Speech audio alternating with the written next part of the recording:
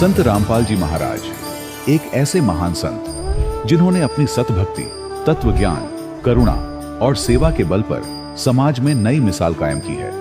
संत रामपाल जी महाराज की अगुवाई में उनके सभी सतलोक आश्रमों से समाज कल्याण के अद्भुत कार्यों ने समाज को सुनहरे भविष्य की एक नई उम्मीद दिखाई है।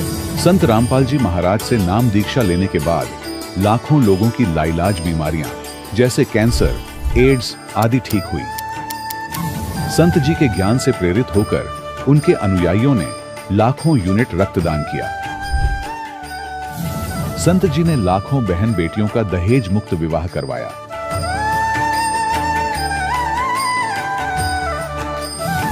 संत जी ने लाखों लोगों का नशा छुड़वाया, करोड़ों उजड़े परिवार बसे।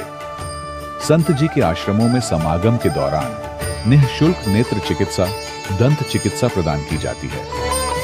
संत रामपाल जी महाराज द्वारा समय समय पर पर्यावरण संरक्षण के उद्देश्य से बड़े स्तर पर वृक्षारोपण किया जाता है। संत जी ने जरूरतमंदों को तत्काल राहत पहुंचाने के लिए एम्बुलेंस सेवा शुरू की। संत जी अपने अनुयायियों को देहदान के लिए प्रेरित करते हैं, जिससे मानवता की सेवा और चिकित्सा क्षेत्र में सुधार हो सके।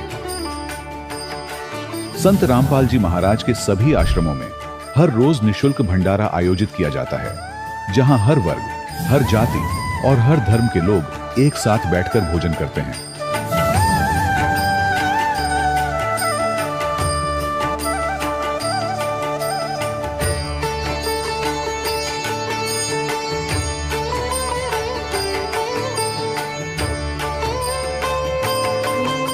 संत रामपाल जी महाराज की अन्नपूर्णा मुहिम ने गरीब और बेसहारा लोगों के जीवन में एक नई ऊर्जा और उम्मीद को जन्म दिया है। घर घर खाद्य सामग्री और जरूरी मदद पहुंचाकर संत रामपाल जी महाराज ने लोगों को दुख और मजबूरी से लड़ने की ताकत प्रदान की है।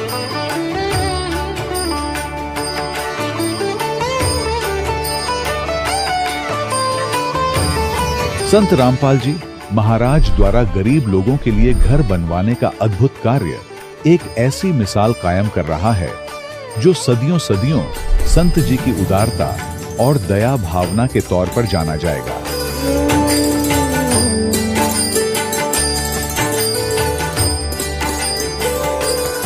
संत रामपाल जी महाराज के आश्रम में हजारों बुजुर्गों को सम्मान और प्यार के साथ जीवन जीने का अवसर मिलता है। उनके खाने, रहने और स्वास्थ्य की पूरी जिम्मेदारी संत रामपाल जी महाराज उठाते हैं। अनाथ बच्चों के लिए संत रामपाल जी महाराज के सभी आश्रम किसी वरदान से कम नहीं। यहाँ उन्हें शिक्षा, संस्कार और भविष्य के लिए बेहतर अवसर प्रदान किए जाते हैं।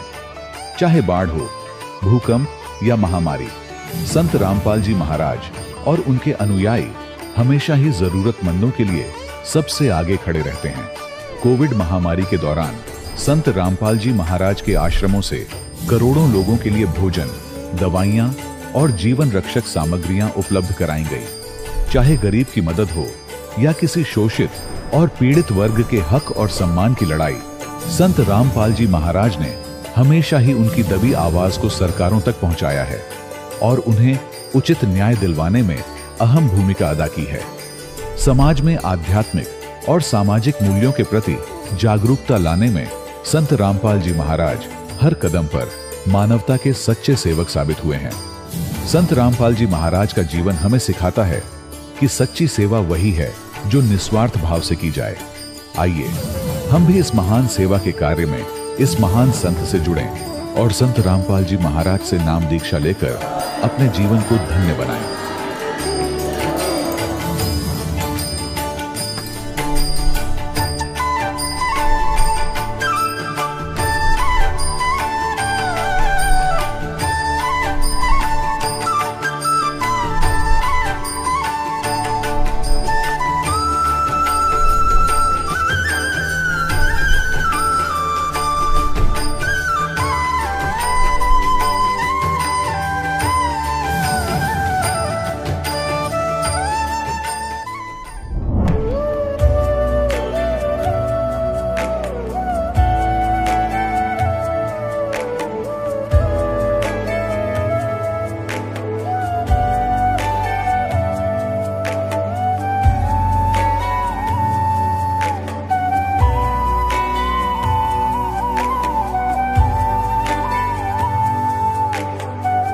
प्रभु राम देव भगवान अल्लाह खुदा ईश आदि नाम एक ही शक्ति के हैं।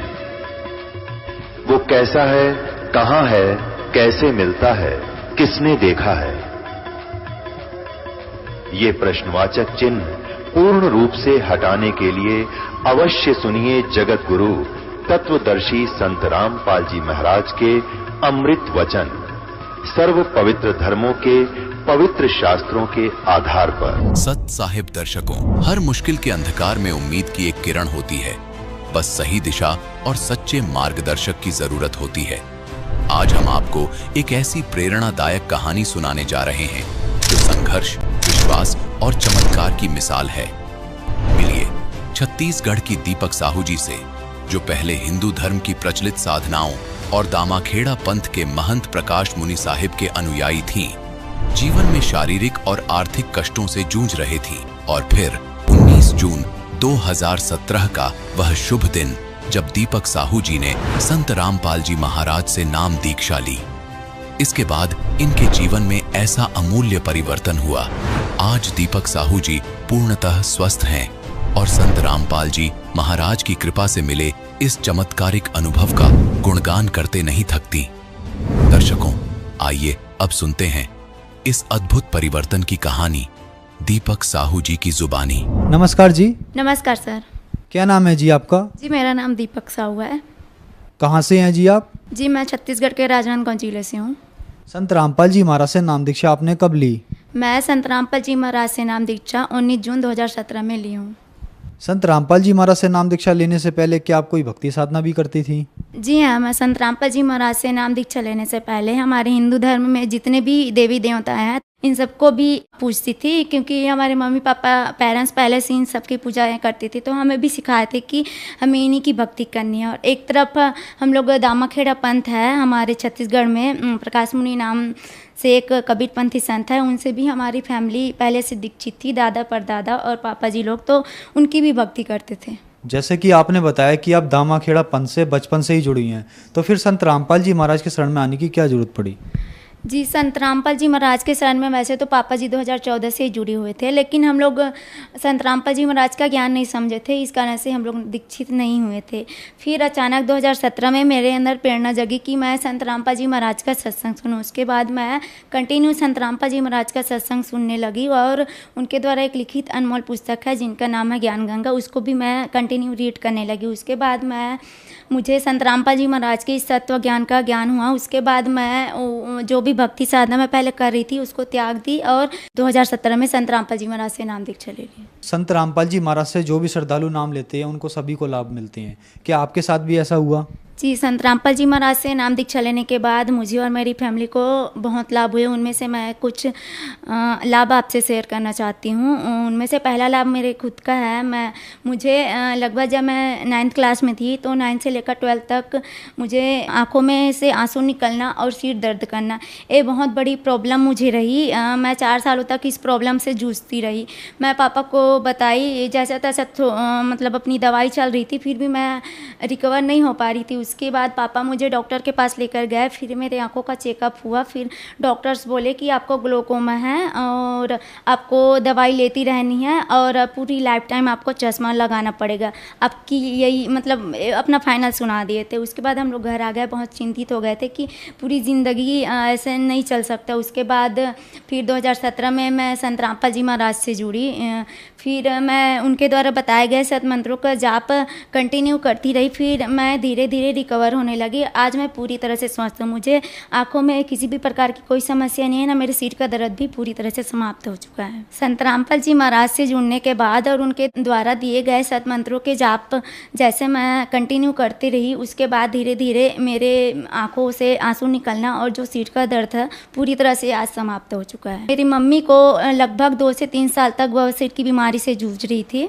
मम्मी लोकलाज में संत रामपाल जी महाराज से नाम दीक्षा ने ली थी। मैं मम्मी को बोली कि आप भी संत रामपाल जी महाराज से नाम दीक्षा ले लो। फिर मम्मी परमात्मा की दया से उन्होंने भी संत रामपाल जी महाराज से नाम दीक्षा ले ली। फिर वो भी संत रामपाल जी महाराज के द्वारा बताए गए सतमंत्रों का जाप करने लगी। फिर वो भी मम्मी की भी वो जो बवासीर की बीमारी इतनी दिनों तक ठीक नहीं हुई, इतने डॉक्टर्स को दिखा चुके थे फिर भी ठीक नहीं हो रही थी, वो संत रामपाल जी महाराज से नाम दीक्षा लेने के बाद पूरी तरह से आज समाप्त हो चुकी है। तीसरा लाभ यह है सर कि मेरे भैया को नशे की बहुत ज़्यादा लत थी और आज संत रामपाल जी महाराज से नाम दीक्षा लेने के बाद मेरे भैया की भी नशे की लत पूरी तरह से समाप्त हो चुकी है। और चौथा लाभ और सबसे बड़ा लाभ यह है कि मेरे भैया का जो छोटा बेबी है जो अभी 5 साल का है, जब वो 3 साल का था तब 3 दिन तक फीवर रहा। फिर तीसरे दिन अचानक दोपहर का समय था, आया और बोला कि दादी मुझे पानी पीना है। उसके बाद मम्मी उसको पानी लेकर आई, फिर पानी पिलाई। उसके बाद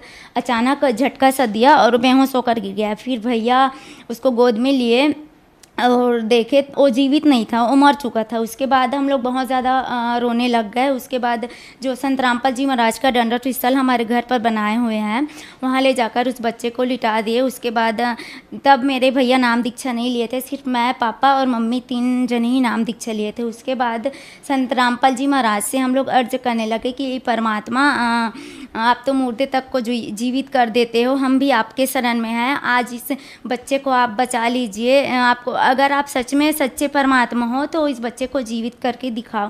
क्योंकि भैया नाम दीक्षा नहीं लेते तो सबसे ज़्यादा वही बोले कि अगर आप सच में पूर्ण परमात्मा हो, अगर मुर्दे तक को जीवित करने की आप शक्ति रखते हो तो आज इस बच्चे को जीवित करके दिखा दो। उसके बाद संत रामपाल जी महाराज के आश्रम से हमें अमृत जल और प्रसाद मिलता है, उसे उस बच्चे को खिलाए, दंडवत किए संत रामपाल जी महाराज को और उस बच्चे को अमृत जल और प्रसाद खिलाए। उसके बाद 30 मिनट के बाद वह बच्चे की शरीर में हलचल होना शुरू हो गया और वह बच्चा 30 मिनट के बाद उठकर बैठ गया, जीवित हो गया। तब हमें प्रमाण मिला और मन में भी मतलब दृढ़ हुआ हमारा विश्वास कि वाकई में आप पूर्ण परमात्मा हो जो मुर्दे तक को भी जीवित कर देते हो परमात्मा। आज हमारे आंखों के सामने एक घटना घटी है।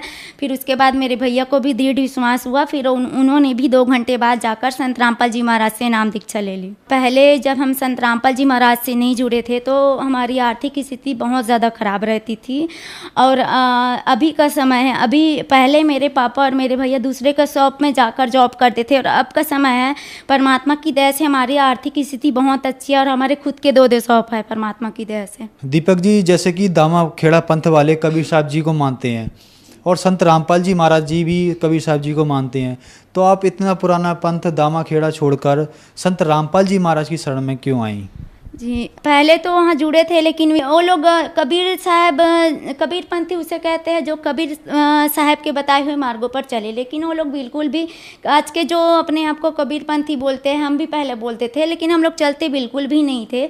कबीर साहब जी ने मूर्ति पूजा का भी खंडन किए थे, लेकिन आज के जो कबीर पंथी और एक तरफ मूर्ति पूजा भी करते हैं और एक तरफ अपने आप को कबीर पंथी भी बताते हैं, तो ये सब हमें नहीं जची। और जब हम संत रामपाल जी महाराज का जब मैं सत्संग सुनी और उनकी पुस्तक पढ़ी, सारे प्रमाण देखी कि आज तक हम जितने भी देवी देवताओं की भक्ति करते आ रहे थे वो लोग अविनाशी नहीं है, उनका भी तो नाश होता है, तो हम उनकी भक्ति करें तो हमारा मोक्ष कैसे हो सकता है। फिर संत रामपाल जी महाराज के सत्संग से हमें प्रमाण के साथ यह बात जानने को मिली कि सर्व सृष्टि रचनहार परमेश्वर तो कबीर साहब जी है और आज तक जितने भी हम भक्ति किए वो सारे व्यर्थ चले गए। उसके बाद हम उस पंथ को छोड़कर मैं और मेरी पूरी फैमिली संत रामपाल जी महाराज के सच्चे ज्ञान को समझकर उनकी शरण में आ गए। कबीर साहब जी को आप क्या मानती हैं? कवि मानती हैं, संत मानती हैं, भगवान मानती हैं? जी, पहले तो मैं जब स्टडी करती थी तो कबीर जी के दोहे पढ़ते थे तो कबीर जी को कवि ही मानते थे, और जब हम लोग दामाखेड़ा पंथ से भी जुड़े थे तो उनको सदगुरु रूप में ही मानते थे, क्योंकि वहाँ हमें वही बताया जाता था कि कबीर साहब जी सदगुरु है। ऐसा नहीं बोलते थे कि कबीर साहब परमात्मा है, सदगुरु के रूप में ही बताते थे और वही मानसिकता हमारी बन गई थी कि वो सदगुरु है। मेरा तो कोई इंटरेस्ट नहीं था, बस सदगुरु रूप में उसे मानती थी और बाकी देवी देवताओं को ज़्यादा इंपॉर्टेंस देती थी मैं। फिर मैं संत रामपाल जी महाराज के सत्संगों में देखी, उनके पुस्तक में देखी प्रमाण की कबीर साहब जी भगवान है, तब से हमारी पूरी फैमिली उस पंथ को त्याग कर संत रामपाल जी महाराज के सच्चे पंथ में लगे हुए हैं। बहन जी, जो दामाखेड़ा पंथ वाले आपको देख रहे हैं, आप उनको क्या संदेश देना चाहेंगी? जी, मैं उनसे संदेश तो हमारे सद्गुरु रामपाल जी महाराज दे रहे हैं। मैं हाथ जोड़कर उनसे निवेदन ही करना चाहती हूँ कि आप जो अभी भक्ति मार्ग में लगे हुए हो, दामाखेड़ा पंथ पूरे काल के चलाए हुए पंथ है, उस पंथ में जाके भक्ति करने से हमारा पुण्य मोक्ष कभी भी नहीं होने वाला है। मैं आप लोगों से हाथ जोड़कर निवेदन करना चाहती हूँ कि वर्तमान समय में पुण्य परमेश्वर के अवतार संत रामपाल जी महाराज इस धरती पर आए हुए हैं, जो भक्त समाज को सभी शास्त्रों के अकॉर्डिंग पुण्य परमात्मा कबीर साहब जी की भक्ति बता रहे हैं, जिससे हमारा पुण्य मोक्ष होना संभव है। इसलिए हाथ जोड़कर यही निवेदन करना चाहती हूँ, आप उन नकली पंथों को त्याग कर संत रामपाल जी महाराज के सच्चे पंथ में आकर और उनके द्वारा बताए गए सत मंत्रों का जाप करके आप अपने जन्म मरण के दीर्घ रोग से मुक्ति पाओ। संत रामपाल जी महाराज से कैसे जुड़ सकते हैं? जी, संत रामपाल जी महाराज से जुड़ने के लिए उनके अनेकों टीवी चैनलों में संत रामपाल जी महाराज का सत्संग आता है। उसमें नीचे सत्संग के दौरान नीचे येलो पट्टी चल रही होती है, उसमें बहुत सारे कॉन्टैक्ट नंबर दिए होते हैं। आप उस कॉन्टैक्ट नंबर में कॉन्टैक्ट करके आप अपने डिस्ट्रिक्ट के जो भी नाम दीक्षा केंद्र बने हुए हैं वहाँ जाकर आप संत रामपाल जी महाराज से बिल्कुल निःशुल्क नाम दीक्षा ले सकते हैं। धन्यवाद जी। धन्यवाद सर। दर्शकों, अभी आपने सुने संत रामपाल जी महाराज से दीक्षा प्राप्त करके सुखी हुए भक्त के अनुभव। अब देखिए जगत गुरु तत्वदर्शी संत रामपाल जी महाराज के मंगल प्रवचन। ये ज्ञानी आत्मा है तो अच्छी आत्मा, उद्धार है, समर्पित है। शरीर भी इन्होंने समर्पित कर दिया, परवाह नहीं की, चाहे मर जाए बेशक, नष्ट हो जाए शरीर, में भगवान मिलना चाहिए। लेकिन ये मेरे वाली अनुत्तम गति में ही श्रेष्ठ आश्रित रहे, इनको तत्वदर्शी संत नहीं मिले। अब आपके रूबरू करता है श्लोक देखिएगा। श्रीमद् भगवत गीता, गीता प्रेस गोरखपुर से प्रकाशित जयदाल गोविंद का इसके अनुवादक है, जिसका अनुवाद दास आपको दिखाने जा रहा है। 7वें अध्याय का अब 16वां श्लोक। हे भरतवंशियों में श्रेष्ठ अर्जुन, उत्तम कर्म करने वाले अर्थार्थी, आर्थ, जिज्ञासु और ज्ञानी 4 प्रकार के भगत जन मुझको भजते हैं। 17वें में कहा कि उनमें नित्य मुझ में एक ही भाव से स्थित अनन्य भाव, अनन्य प्रेम भक्ति, एक भक्ति, ज्ञानी भक्त ये होना चाहिए, अति उत्तम है। ये मुझे अच्छे लगते हैं, क्योंकि मुझको तत्व से जानने वाले ज्ञानी को मैं अत्यंत प्रिय हूं और वह ज्ञानी मुझे प्रिय है। ठीक है। अब 18वें में कहा है, उद्धारा सर्वे एव ते ज्ञानी तु आत्मा एव मे मतम। मेरे विचार में ये सभी ज्ञानी आत्मा हैं तो उद्धार यानी समर्पित हैं, अच्छी आत्माएं हैं। आस्थित से ही युक्त आत्मा माम एवं अनुत्तमाम गतिम। ये सभी युक्त आत्मा भगवान में लीन आत्माएं आस्थित हैं। वह भगवान में लगी हुई आत्मा, वो भगवान समझ कर मुझे भज रही है, वो मेरे वाली अनुत्तमाम अति घटिया गति में श्रेष्ठ है। इन्होंने अनुवाद क्या किया अज्ञानियों ने? देखिए, ये सभी उद्धार हैं, परंतु ज्ञानी तो साक्षात मेरा ही स्वरूप है। यह अनुवाद गलत कर रखा है। ये मेरा मत है, ये मेरा मत है, क्योंकि वह मद गत मन बुद्धि वाला ज्ञानी भक्त अनुत्तमा माने अति उत्तम है। फुटे बाग थारे अनुत्तम, अनुत्तम ने अति उत्तम है। अनुत्तम लिखना था घटिया, गति स्वरूप मुझ में ही अच्छी प्रकार स्थित है। अपने आत्माओं, परमात्मा ने आपको शिक्षा दी, ऐसे उपकरण बनवा दिए कि घर बैठे इंटरनेट पे भी देख रहे होंगे पुण्यात्मा परमात्मा के प्यारे, और ये सीडी बनाई जाएंगी, घर घर पहुंचाई जाएंगी और जानकर गदगद हो जाएंगे सच्चाई को। इसमें स्पष्ट कर रखा है, गीता ज्ञान दाता अपनी साधना को भी घटिया बता रहा है, अनुत्तम बता रहा है, और कह रहा है ये ज्ञानी आत्मा जो परमात्मा के लिए समर्पित हैं, जिनने जान दिया है कि मनुष्य जीवन केवल परमात्मा प्राप्ति के लिए प्राप्त हुआ है और मोक्ष केवल उस पूर्ण परमात्मा से होगा। इनको तत्वदर्शी सर्व वासुदेव प्राप्त नहीं हुआ। अब देखो, थोड़ी कथा सुनाने से पहले 19वां श्लोक और सुनाऊंगा, जिससे आपका और कंसेप्ट क्लियर होगा। देखिएगा, श्रीमद् भगवत गीता अध्याय 7 का हम श्लोक 18 पढ़ लिया। ये मेरी अनुतम है, ये घटिया लिखनी थी इन्होंने। अब इससे स्पष्ट हो जाता है, बहुनाम जन्मानाम अन्ते ज्ञानवान माम परपदते वासुदेव सर्वमिति स महात्मा सो दुर्लभ है। अब यहां कहते बहुत जन्मों के अंत के जन्म में ज्ञानवान, तत्व ज्ञान को नहीं, ज्ञानी, ये ज्ञानी पुरुष सब कुछ वासुदेव ही है, इस प्रकार मुझको बचता हुआ महात्मा अत्यंत दुर्लभ है। नहीं, ये अनुवाद गलत किया। इसका अर्थ है, 68 से देखो प्रसंग 7वें अध्याय का, पहले कह रहा है कि तीनों गुणों की भक्ति जो इन ऊपर जिनकी बुद्धि है ब्रह्मा विष्णु महेश तक, वो राक्षस स्वभाव को धारण किए हुए मनुष्यों में नीच और दूषित कर्म करने वाले मूर्ख मुझे नहीं बचते। फिर कहता मेरे भजने वाले भी 4 प्रकार के, उनमें 3 रिजेक्ट कर दिए, चौथा फाइनल उसने कर दिया। ये ज्ञानी आत्मा है तो अच्छी, लेकिन ये मेरे वाली ब्रह्म तक ही सीमित रही इनकी बुद्धि और उस घटिया साधना में लीन रहे। अब यहां बताया है कि बहुनाम जन्मानाम अन्ते, जैसे गीता अध्याय नंबर 7 के श्लोक नंबर 3 में कहा है कि ये भक्ति में लगे हुए प्राणी, इनमें से हजारों में से कोई एक मेरी प्राप्ति के लिए प्रयत्न करता है, एक मुश्किल से। तो यहां वही कह रहा है कि बहुनाम जन्मानाम अन्ते, इन ब्रह्मा विष्णु महेश से घर की पूजाओं से ऊपर उठकर बहुत जन्म के किसी एक जन्म में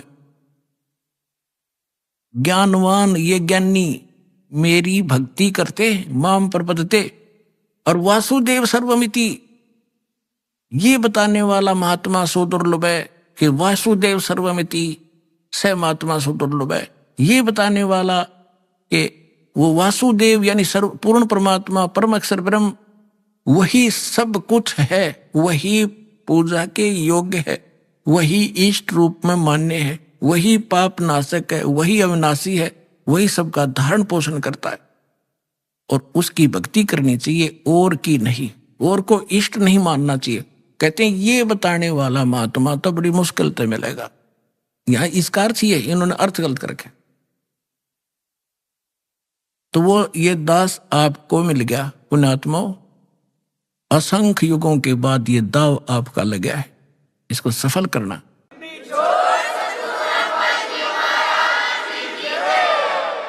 अब ये गीता ज्ञान दाता ब्रह्म ने अपनी साधना को अनुत्तम क्यों कहा, अपनी गति को। एक सुनक नाम के ऋषि थे, ज्ञानी आत्मा थे, जैसे भी उनको गुरु मिले सब ने ओम नाम के जाप की रट लगा दी और एक हठ योग साथ में जोड़ लिया, वो ओम नाम के जाप का भी और अड़ंगा नारा और बोल लिया। ये तप कहां से लाए, किसी भी सदग्रंथ में तप करने का आदेश नहीं। सदग्रंथ माने गीता और वेदों में, और ना ही सूक्ष्म वेद में, तत्व ज्ञान में जो परमात्मा ने बोला।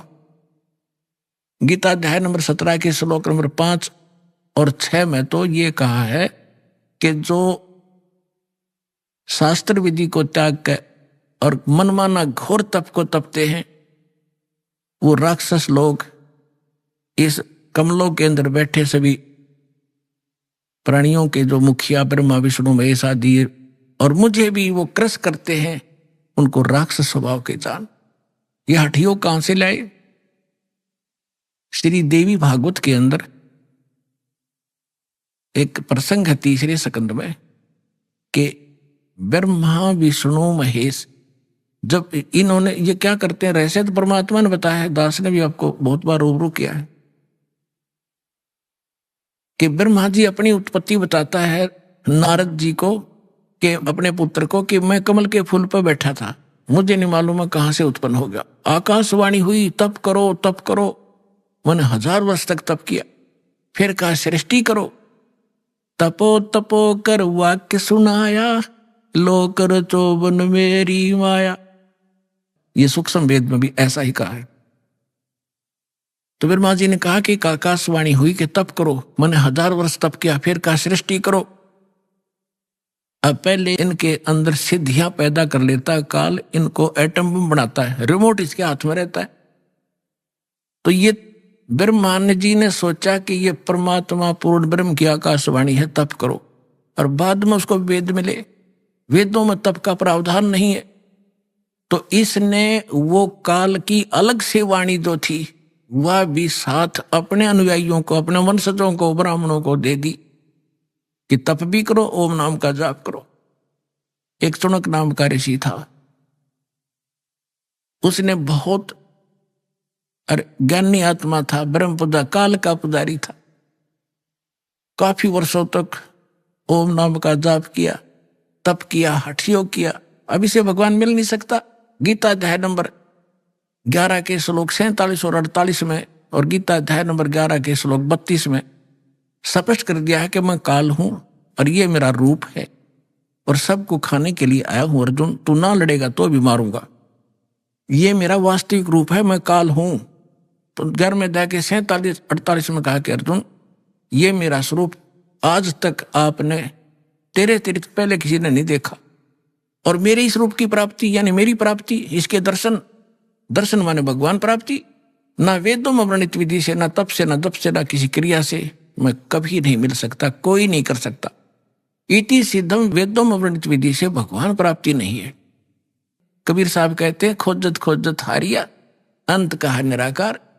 ये इनके साधन गलत थे भगवान पाने के और देखने के। अंत में कह दिया भगवान निराकार है। अपना मन गढ़ंत थ्योरी बना ली लोगों ने, तो इनको भगवान मिला नहीं। ये एटम बम बन गए, सिद्धियां युक्त हो गए। जैसे अगस्त ऋषि ने 7 समुद्र पी लिए, के कला टूट गया, इब गधा बना अंडेगा। मोक्ष होगा विधिवत, इन बकवादों से नहीं होगा। इब चुनक ऋषि में इतनी सिद्धि आ गई, सारा बोलबाला हो गया उसका। एक चक्रवर्ती राजा था, मानधाता। चक्रवर्ती माने जिसका पूरी पृथ्वी पर शासन हो। उसके छोटे छोटे राजा लोग उसके पराधीन होते हैं और उनसे वो टैक्स लेता है। और वो ये देखता है कि किसी राजा ने मेरी पराधीनता अस्वीकार तो नहीं कर दी है। उसके लिए एक ट्राई करता था, वो अपने निजी घोड़े के आगे एक पंपलेट लगा देता था कि राजा के पास इतनी सेना है और जिसने राजा की पराधीनता स्वीकार नहीं है वो इस घोड़े को पकड़ ले, युद्ध के लिए तैयार हो जाए। इस प्रकार वो घोड़ा छोड़ दिया, साथ में सैनिक, अन्य घोड़ों पर सवार, वो खाली। चुनक ऋषि की कुटिया के पास से गुजरे। चुनक ऋषि ने जाते समय भी देखा, फिर आते समय जब सारा घूम कर आगे, किसी ने घोड़ा पकड़ा नहीं, युद्ध स्वीकार किया नहीं। चुनक ऋषि ने पूछा कि भी कहां गए थे सैनिकों, इस घोड़े पर सवार क्यों नहीं है तुम्हारे पे? सैनिकों ने बताया कि ऋषि जी, ये मानधाता चक्रवर्ती का घोड़ा है, इस पर कोई बैठ नहीं सकता। इसके पंपलेट पर आगे लिखा हुआ गले में 72 करोड़ सेना है हमारे राजा के पास। तो ऋषि ने पूछा कि कहाँ गए थे, कैसे ऐसे गए थे? ऋषि ने कहा कि किसी ने नहीं पकड़ा ये घोड़ा। अक नहीं, कौन पकड़े? प्या किसी की माँ ने दूध। सैनिक बोले, उसके जाड़ फोड़ दे हम। अब ऋषि ने सोचा भी राजा का विमान हो गया, मैं इसका विमान ठीक कर दूं। बता, रिमोट काल के हाथ में बना दिया एटम बम पहले चुनक ऋषि, और फिर रिमोट ऑन कर दिया ताकि इसको करता हूं राजा को ठीक। राजा का फील्ड अलग और साधु संता का फील्ड न्यारा। वो क्यों भी बेमतलब टांग अड़ाऊं एक दूसरे के बीच में। अब ऋषि ने जानबूझकर अपना ताकत दिखाने के लिए कहा कि भी इस घोड़े को मैं बांध लूं, मैंने उठ लिया तुम्हारे राजा का युद्ध स्वीकार किया। सैनिक बोले, अगर कंगले तेरा दाने तो खाने को नहीं, क्यों अपनी सामत बोल लेता है, मोल ले रहा है, चुप करके जप ले माला। ऋषि में भी पूरा हंगा पाक रहा था, अरे ताकत रटा नहीं करे जीव है, इसका नाश करा के छोड़ दिया करे। तो उसने क्या कहा कि ठीक है भाई, मेरे भाग में यह लिख रखी होगी, तुम्हारे राजा से मरना होगा, मैंने जाके दो उनको, घोड़ा बांध दो यहीं पर। अब राज सैनिकों ने जाके बता दिया, जी ऐसे ऐसे बात है, एक चुनक नाम के ऋषि ने आपका युद्ध स्वीकार कर लिया। अब मंत्रीगण इकट्ठे हुए कहने लगे, राजन आज एक व्यक्ति की हिम्मत पड़ी है आपके साथ चीटिंग करने की, कल दूसरे की पड़ेगी। निपदा ईवल इंदा पड, बुराई को शुरू से ही खत्म कर देना चाहिए। राजा बोला ठीक है। राजा ने अपनी 72 करोड़ सेना की 4 टुकड़ी बनाई, 18 करोड़ की। 1 करोड़ 18 करोड़ एक टुकड़ी बेच दी। उधर से उस ऋषि ने सारे जीवन में जो डले ढोए थे वो अटपट करके सिद्धियां प्राप्त की थी, उससे 4 पुतली तैयार कर ली, एटम बम 4 बना लिए, परमाणु बम। एक परमाणु छोड़ दिया पुतली, उसने 18 करोड़ कत्लेआम कर दिया। राजा ने दूसरी सेना भेज दी, ऋषि ने दूसरी पुतली, यानी 72 करोड़ सेना का सत्यानाश कर दिया उस ब्रह्म के काल के पुजारी ने। सूक्ष्म वेद में कहा है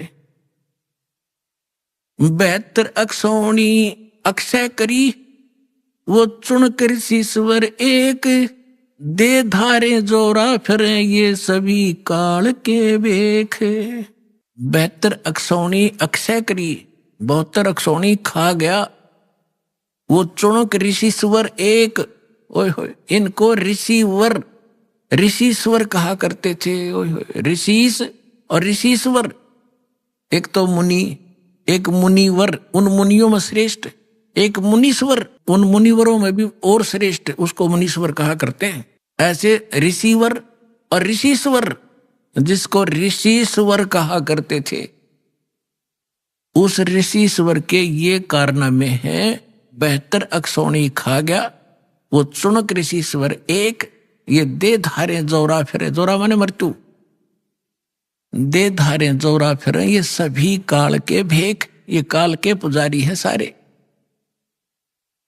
अपने आत्मा अब क्या होगा, जब तक हम परम अक्षर ब्रह्म कबीर परमेश्वर की सत्साधना पूर्ण संत से लेकर नहीं करते, तब तक हमारे दोनों अकाउंट ओपन हैं, गुड और बैड, पुण्य और पाप। जैसे हम पुण्य करेंगे, जाप करेंगे, कोई कितना ही करो वो अलग लिखा जाएगा, और बुरा जितना भी करो, छक्का करो, कितना ही करो, वो अलग लिखते रहेंगे। उन दोनों को संचित कर्म कहते हैं। आगे आपको जो भी जीवन मिलेगा उन्हीं से एवरेज निकाली जाएगी। जिसके पुण्य गणे हैं उनके पुण्य ज्यादा एवरेज में, और जिसके पाप गणे उसके एवरेज में पाप ज्यादा। फिर एक मनुष्य जीवन बना के भेज दिया जाता है, और फिर 83 लाख योनियों में वो पाप भोगने पड़ते हैं। तो ये चुनक ऋषि ने जो तप किया, ओम नाम का जाप किया और 72 करोड़ सेना का नाश किया, ये सब अलग अलग लिखे गए।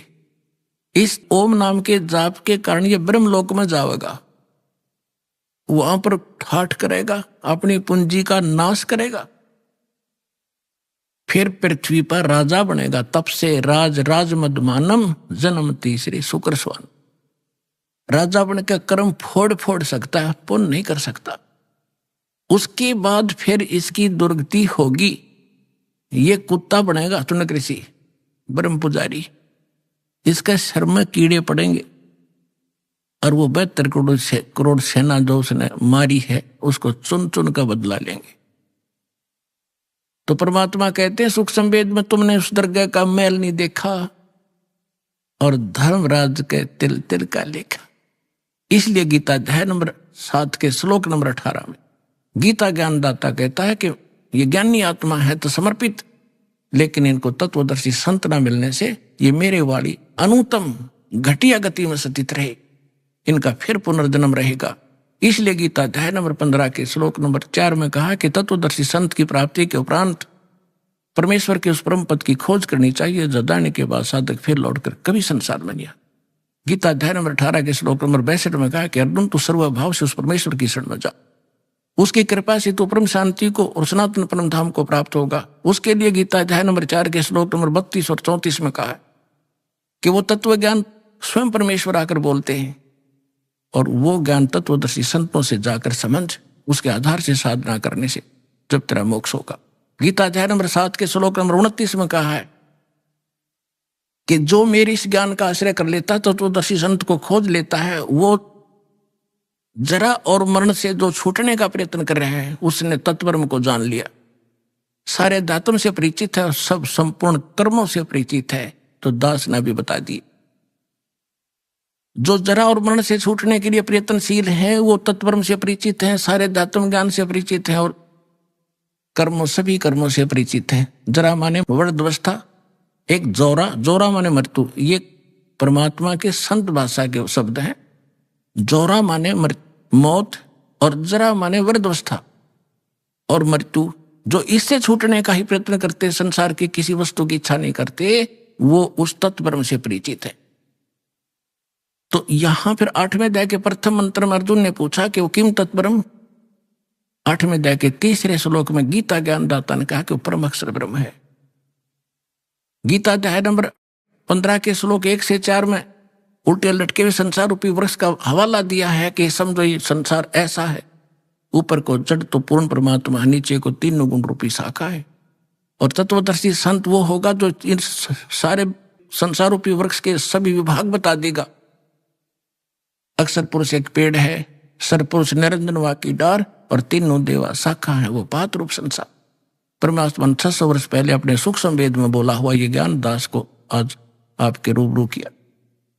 फिर गीता अध्याय नंबर 15 के श्लोक 4 में कहा कि उस तत्व ज्ञान के प्राप्ति के पश्चात परमेश्वर के उस परम पद की खोज करनी चाहिए, जहां जाने के बाद साधक फिर लौट कर कभी संसार में नहीं आते।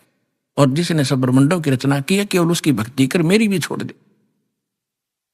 और गीता अध्याय नंबर 2 के श्लोक नंबर 12 में, गीता अध्याय नंबर 4 के श्लोक नंबर 5 और 9 में, गीता अध्याय नंबर 10 के श्लोक नंबर 2 में गीता ज्ञानदाता खुद कहता तेरे और मेरे असंग जन्म होली और आगे भी होते रहेंगे, मैं अविनाशी नहीं हूं। गीता अध्याय नंबर 15 के श्लोक नंबर 16 और 17 में 3 पुरुष, 3 प्रभु, 3 स्वामी, 3 ब्रह्म बताए। सरपुरुष ये किस ब्रह्मांड का स्वामी, ये काल है, गीता ज्ञानदाता ब्रह्म है। अक्षर पुरुष ये 7 संग ब्रह्मांड का स्वामी है, इसका ये भी नाशवान है। गीता अध्याय नंबर 15 के श्लोक 17 में कहा कि उत्तम पुरुष तो अन्य परमात्मा इति उदाहरत है। यह लोक तरह में अविषय विवृत्ति अवैश्वर है, इन दोनों से भी अन्य है। सरपुरुष और अक्षर पुरुष से जो श्रेष्ठ परमात्मा इन दोनों से अन्य है। और वही तीनों लोकों में प्रवेश करके यानी सबका धारण पोषण वो जड़ से होता है। तो संसार रूपी वृक्ष की जड़ वो पूर्ण परमात्मा है, उसी से सबका धारण पोषण होता है और वही वास्तव में अविनाशी है। यहां एक भ्रम पैदा होता है। 15वें अध्याय के 18वें श्लोक में लिखा है, ये गीता ज्ञानदाता कहता है कि मैं अपने अंतर्गत 21 ब्रह्मांड में जितने भी प्राणी हैं उन सबसे उत्तम हूं, श्रेष्ठ हूं। इसलिए मैं लोक वेद दंत कथा के आधार से मैं पुरुषोत्तम प्रसिद्ध हो रहा हूं। आई एम नॉट पुरुषोत्तम। पुरुषोत्तमता 15वें अध्याय के 17वें श्लोक में बता दिया कि उत्तम पुरुष है यानी पुरुषोत्तमता कोई और है। उसके बारे में तत्वदर्शी संत जानते, उनसे पूछो। तो पुण्यात्मा ये है वो दास तत्वदर्शी संत। आओ और अपना कल्याण करो।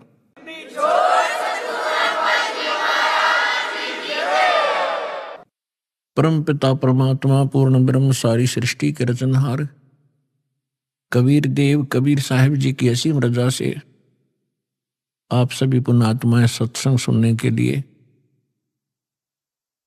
इस सतलोक आश्रम में पहुंचे।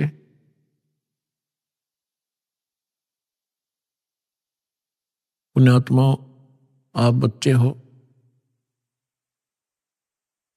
आपको इस प्रोसेस का पता नहीं। ये दास इस मार्ग का मास्टर बना दिया भगवान ने।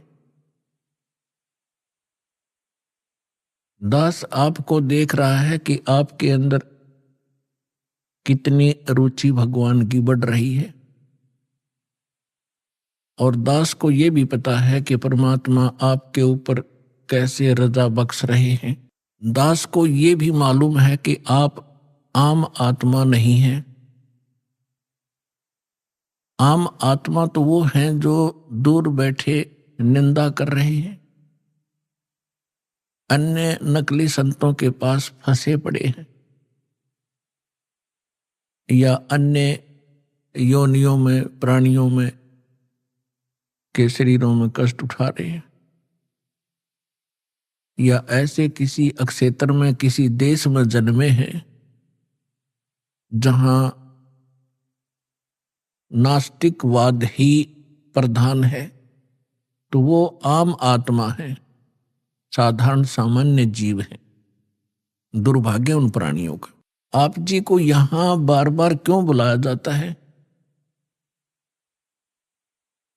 जैसे आप अपने बच्चों को स्कूल कॉलेज में भेजते हो और टीचर डेली बुलाता है, उनकी अटेंडेंस लगाता है, और न आने पर उनको खुरकाता और धमकाता है, क्योंकि उसको मालूम है ये बच्चे रूटीन में आते रहे तो सफल होंगे, अपना सिलेबस पूरा कर पाएंगे, अन्यथा नहीं।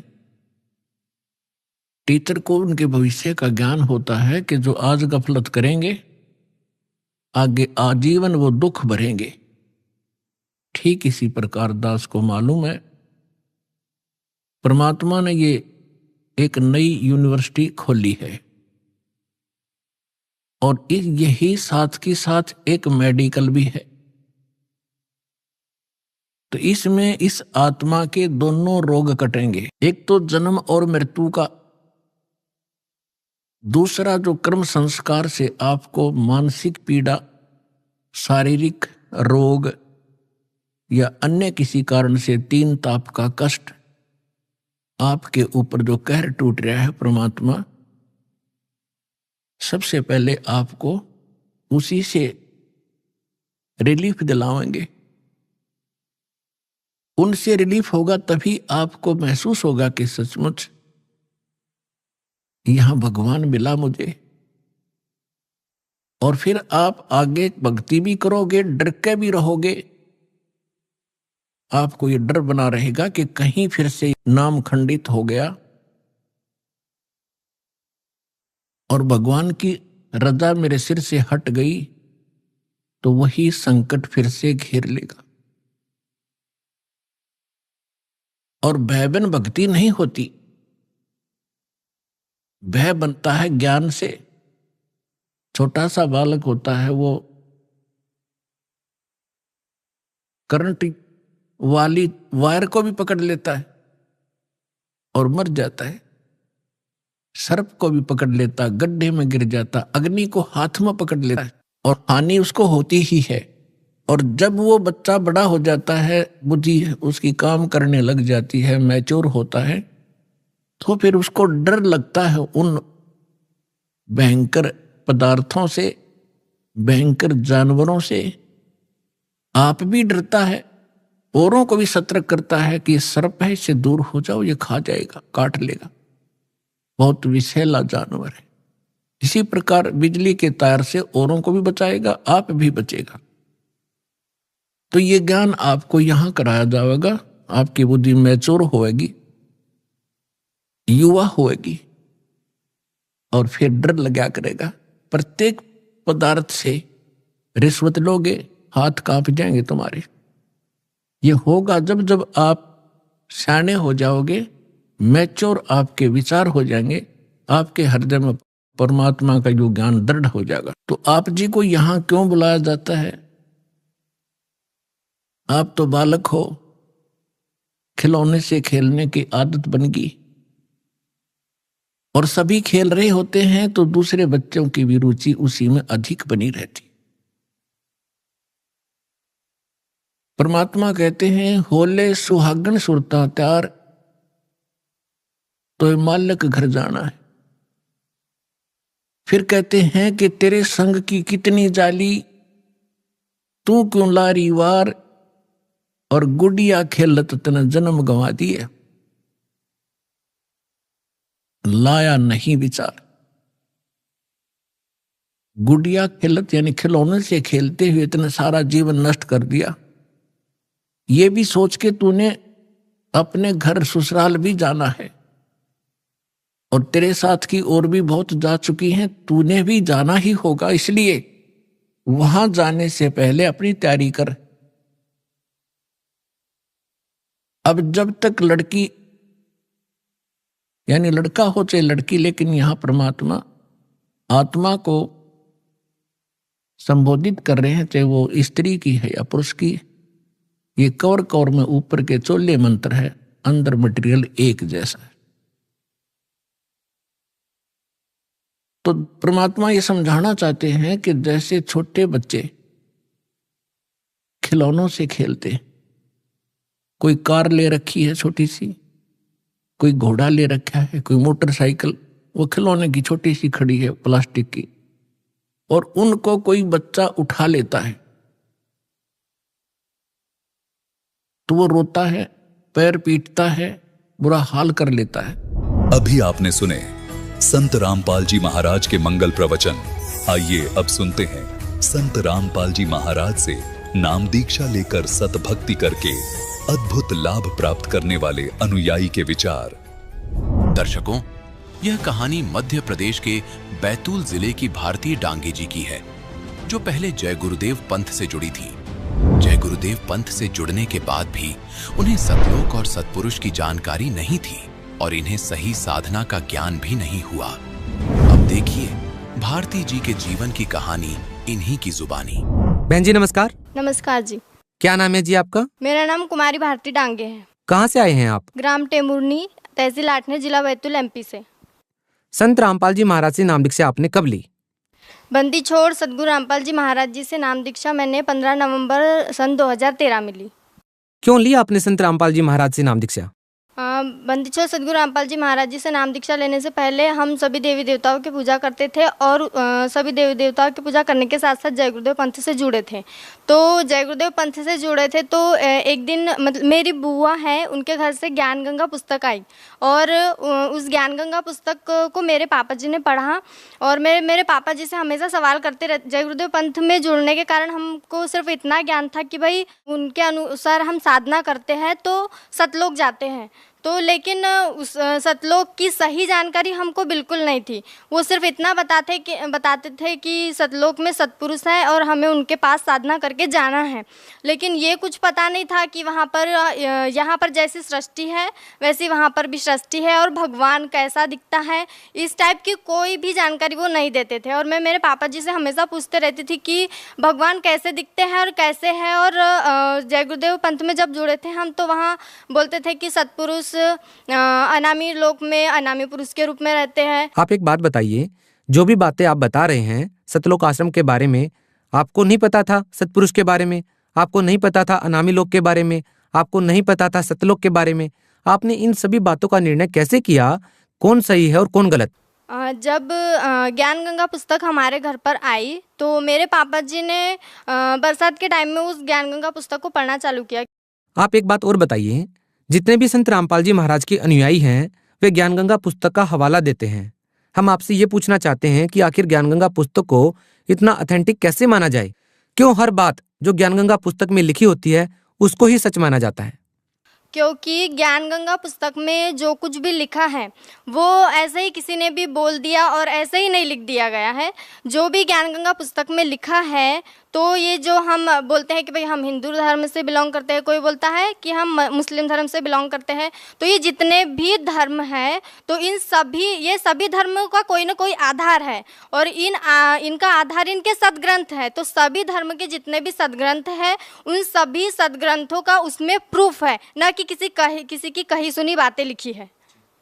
बहन जी, हम आपसे एक बात और जानना चाहेंगे कि आप पहले जय गुरुदेव पंथ से जुड़े हुए थे, अब आपने संत रामपाल जी महाराज से नाम दीक्षा ले ली है, तो जय गुरुदेव पंथ में व संत रामपाल जी महाराज द्वारा दिए गए ज्ञान में आपको क्या भिन्नता नजर आती है?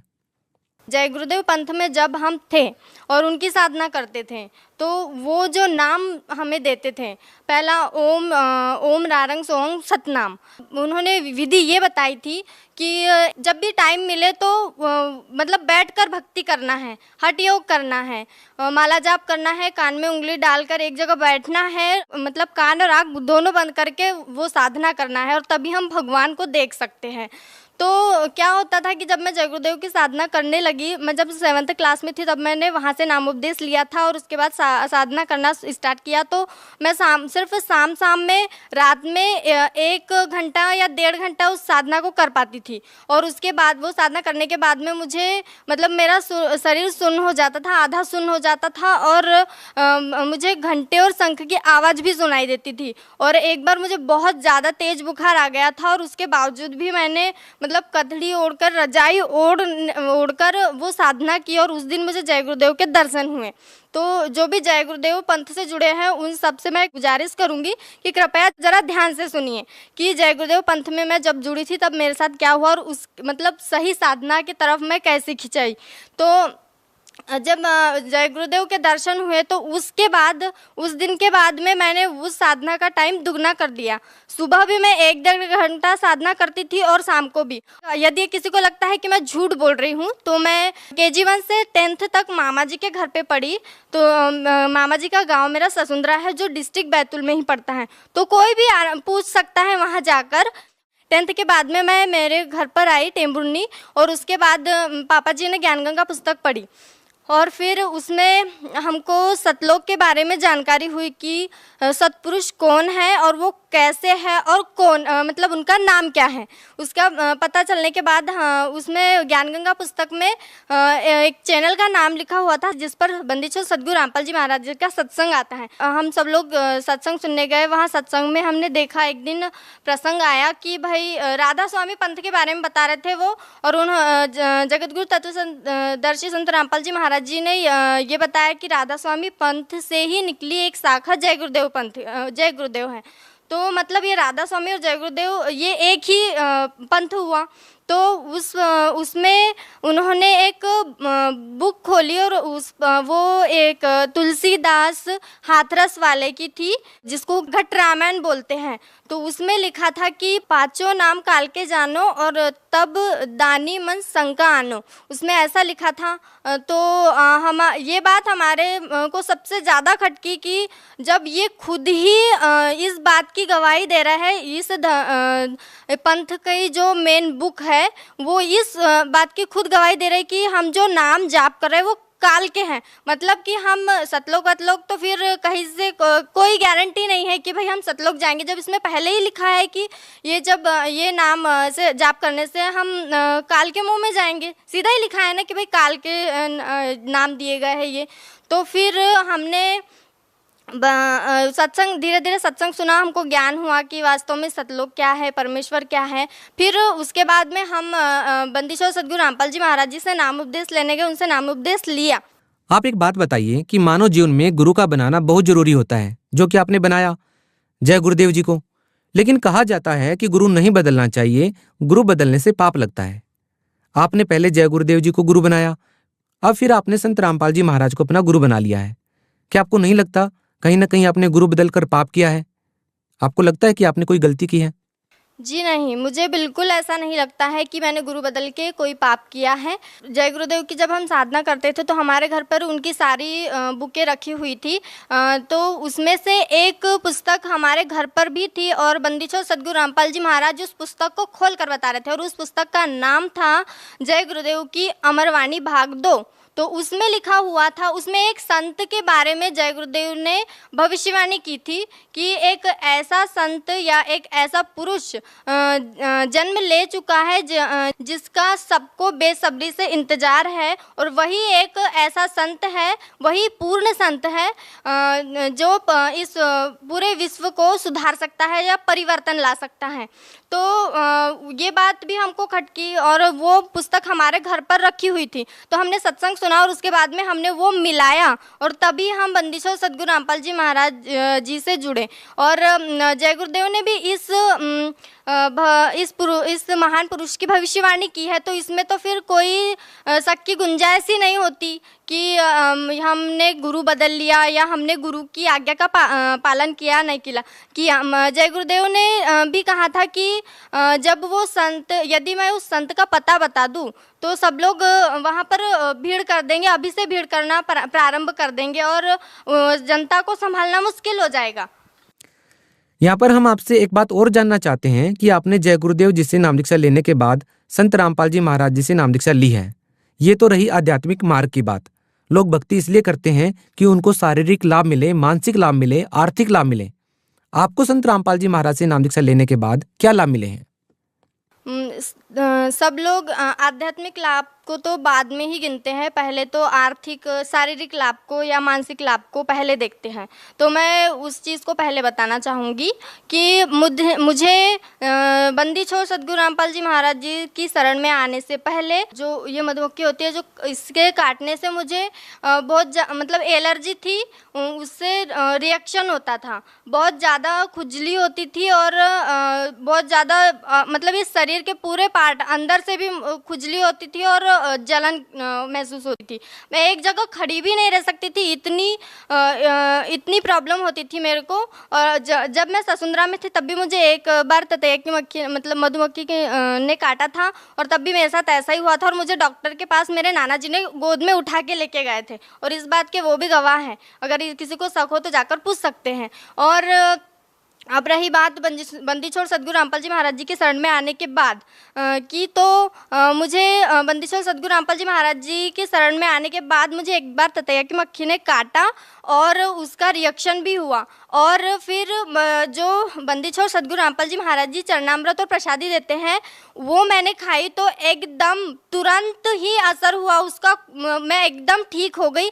जबकि उनसे नाम उपदेश लेने से पहले जब तक मैं गोली दवाई नहीं लेती थी, मुझे इंजेक्शन नहीं लगते थे, तब तक मुझे आराम नहीं होता था। और आर्थिक स्थिति अच्छी हो गई, बहुत अच्छी हो गई। हमने कभी सपने में भी नहीं सोचा था कि हमारा घर बनेगा, तो परमात्मा की दया से हमारा बहुत अच्छा घर बन चुका है। गांव में सबसे अच्छा घर है। और बंदी छोड़ सद्गुरु रामपाल जी महाराज जी की शरण में आने से पहले मेरे पापा जी नशा करते थे, तंबाकू गुटखा बहुत ज़्यादा सेवन करते थे। और बंदी छोड़ सद्गुरु रामपाल जी महाराज जी के शरण में आने के बाद उन्होंने नशा कम्प्लीटली छोड़ दिया है, और अब हम बहुत अच्छे से रह रहे हैं। कोई किसी प्रकार का कलेश घर में नहीं होता है, और अब सुखी जीवन जी रहे हैं। बंदी छोड़ सद्गुरु रामपाल जी महाराज मुझे सतलोक लेके गए, और जब मैं सतलोक में गई तो परमात्मा मेरे आगे आगे चल रहे थे। दोनों तरफ पहाड़ी थी, वहाँ पर बहुत अच्छे पेड़ पौधे लगे थे, और उन पेड़ पौधों में से छोटी छोटी ऐसी रोशनी बहुत प्यारी निकल रही थी। और उसमें से एक पौधे को मैंने छूकर देखा था, तो वो इतना सॉफ्ट था कि आज तक मैंने ऐसी कोई भी चीज़ को हाथ मतलब छूकर देखा तो मतलब ऐसी सॉफ्टनेस मुझे यहाँ पर फील नहीं हुई। तो बंदी छोड़ सद्गुरु रामपाल जी महाराज मेरे सामने चल रहे थे और मैं उनके पीछे जा रही थी। पानी के ऊपर से चल रहे थे हम लोग, और फिर परमात्मा बंदी छोड़ सद्गुरु रामपाल जी महाराज जी ने मुझे कबीर साहिब जी के सिंहासन के पास ले गए, और वहाँ पर बंदी छोड़ सद्गुरु रामपाल जी महाराज जी कबीर साहिब के सिंहासन के साइड में खड़े हो गए, और मैं उनके सामने कबीर साहिब के सामने खड़ी थी। तो क्या हुआ, देखते ही देखते क्या हुआ कि बंदी छोड़ सद्गुरु रामपाल जी महाराज कबीर साहिब के शरीर में समा गए, और फिर अकेले कबीर परमात्मा रह गए। फिर कबीर परमात्मा का शरीर बंदी छोड़ सद्गुरु रामपाल जी महाराज जी के रूप में चेंज हो गया। फिर बंदी छोड़ सद्गुरु रामपाल जी महाराज जी कबीर साहिब के रूप में चेंज हो गए। फिर तब मुझे वहाँ पर समझ आया कि जो बंदी छोड़ सद्गुरु रामपाल जी महाराज जी हमारे बीच यहाँ धरती पर रह रहे हैं, यही खुद कबीर परमात्मा है, और यही भगवान है जिसे मैं बचपन से तलाश रही थी। तो जय गुरुदेव पंथ से जितने भी लोग जुड़े हैं और वो बैठकर साधना कर रहे हैं और अपना समय बर्बाद कर रहे हैं और अपना शरीर गला रहे हैं, तो मैं उन सबसे प्रार्थना करना चाहूँगी कि आप एक बार बंदी छोड़ सद्गुरु रामपाल जी महाराज जी की शरण में आए, और जिस सत्पुरुष की, जिस परमात्मा को देखने के लिए, उनसे मिलने के लिए आप तरस रहे हैं, वो बंदी छोड़ सद्गुरु रामपाल जी महाराज जी धरती पर आ चुके हैं। परमात्मा कबीर साहब आ चुके हैं, और वो आपके लिए पल के बिछाए खड़े हैं। आप भगत समाज को क्या संदेश देना चाहेंगी? आप एक महिला होने के नाते उन महिलाओं को क्या कहना चाहेंगी? उन लड़कियों को क्या कहना चाहेंगी जो अपने पिताजी, अपने पति के नशे के कारण बहुत परेशान हैं? उन लोगों को आप क्या कहना चाहेंगे? मैं उन सभी माताओं बहनों को प्रार्थना करना चाहती हूँ कि यदि आप अपने पापा जी का या भाई का नशा छुड़वाना चाहते हैं, तो आप बंदी छोड़ सद्गुरु रामपाल जी महाराज जी जो ज्ञान बताते हैं, चैनल पर सत्संग आता है, तो आप उनका ये सत्संग सुनकर देखें। और आपके घर पे जो भी धार्मिक सदग्रंथ रखे हुए, चाहे वो हिंदू धर्म के हो, चाहे मुस्लिम धर्म के हो, चाहे अन्य किसी भी धर्म के हो, बंदी छोड़ सद्गुरु रामपाल जी महाराज जी सभी धर्मों के सदग्रंथों को खोल कर दिखाते हैं। ऐसा नहीं कि भाई उन्होंने बोल दिया कि हमने सुन लिया, बस यही तक ख़त्म नहीं हो जाती उनकी बात, वो खुद खोल के दिखाते हैं, और आप उन सदग्रंथों को अपने घर पर मिला सकते हैं यदि आपको किसी भी प्रकार का डाउट है। तो मतलब आज तो ऐसा समाज हो गया है कि बहनें भी नशा करने लग गई हैं, भाइयों की तो बात ही छोड़ो। तो यदि कोई आप खुद नशा छोड़ना चाहते हैं या किसी का छुड़वाना चाहते हैं, तो आप बंदी छोड़ सद्गुरु रामपाल जी महाराज जी का सत्संग देखिए, तब आपको ज्ञान होगा कि ये नशा कैसे छूटता है और कौन छुड़वा सकता है। तो आप बंदी छोड़ सद्गुरु रामपाल जी महाराज का सत्संग सुनकर, ज्ञान समझकर उनकी शरण ग्रहण कीजिए, भक्ति कीजिए, तभी इन सभी दुखों से आपको छुटकारा मिल सकता है। बहुत बहुत धन्यवाद। हाँ जी, सच्चाई।